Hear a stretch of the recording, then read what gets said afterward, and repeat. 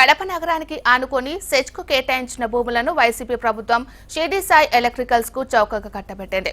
కడప ప్రభుత్వ సర్వజన ఆసుపత్రి సమీపంలో ఐటీ పార్కు ఏర్పాటు చేయాలనే ఉద్దేశంతో వైఎస్ రాజశేఖర రెడ్డి హయాంలో 52.45 ఎకరాలను కేటాయించారు.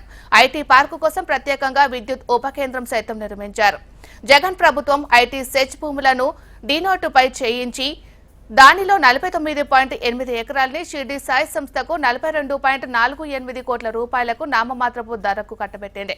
ఆ భూముల విలువ ఇప్పుడు మార్కెట్ ధర ప్రకారం 150 కోట్ల రూపాయల వరకు పలుకుతోంది. ఈ భూముల్లో షిర్డీ సాయి ఎలక్ట్రికల్ సంస్థ Suchi alarms and conductor technologies private limited ను స్థాపించింది.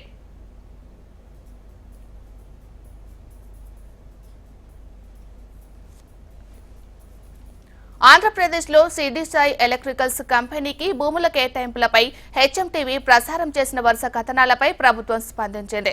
షిర్డీ సాయి ఎలక్ట్రికల్స్ భూ కేటాయింపులపై తక్షణం నివేదిక ఇవ్వాలంటూ AP deputy CM Pawan Kalyan అధికారులను ఆదేశించారు. షిర్డీ సాయి ఎలక్ట్రికల్స్ కంపెనీకి కేటాయించిన భూములు శేషాచలం వైల్డ్ లైఫ్ ఫారెస్ట్ పరిధిలోని భూములు అక్రమంగా కేటాయించారంటూ హెచ్ఎంటీవీ వెలుగులోకి తీసుకువచ్చింది.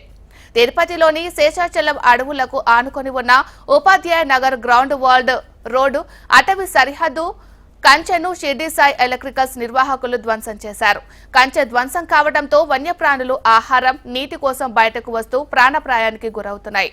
సమాచారం తెలుసుకున్న డిప్యూటీ సీఎం పవన్ కళ్యాణ్ స్పందించారు. అటవీ బయోటెక్నాలజీ రీసెర్చ్ సెంటర్ పరిధిలోని ఫెన్సింగ్ తగిన మరమ్మతులు చేయాలని ఆదేశించారు.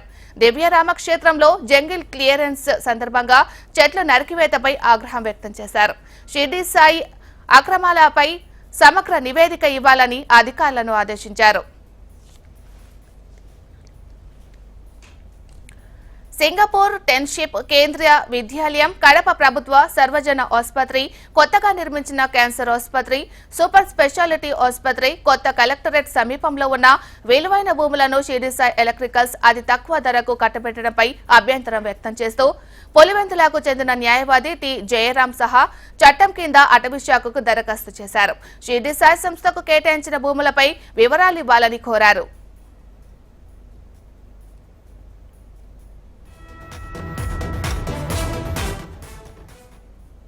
షిర్డీ సాయి ఎలక్ట్రికల్స్ కంపెనీ నిర్మించిన పరిశ్రమ ప్రాంతం శేషాచల వన్యప్రాణి అభయారణ్యంగా పీసీసీఎఫ్ తన నివేదికలో పేర్కొంది. ఈ మేరకు జాతీయ హరిత ట్రైబ్యునల్ కి నివేదిక సైతం సమర్పించింది. షిర్డీ సాయి సంస్థ నిర్మించిన పరిశ్రమ భూములు తమ శాఖ పరిధిలోనివని, అటవీ చట్టాలు ఉల్లంఘించి నిర్మాణాలు చేపట్టారని తాజాగా గుర్తించింది. మామిళ్లపల్లి బీట్లో పాలకొండ రిజర్వ్ అడవిలో Suchi alarms and conductor technologies private limited ను అటవీ శాఖ నుంచి ఎలాంటి అనుమతులు లేకుండా స్థాపించారని, మీ దగ్గర ఏమైనా భూములు రికార్డులుంటే తీసుకువచ్చి అందించాలని షిర్డీ సాయి ఎలక్ట్రికల్స్ ను అటవీ శాఖ ఆదేశించింది. లేదంటే అటవీ చట్టాల మేరకు చర్యలు తీసుకుంటామని నోటీసులు జారీ చేసింది.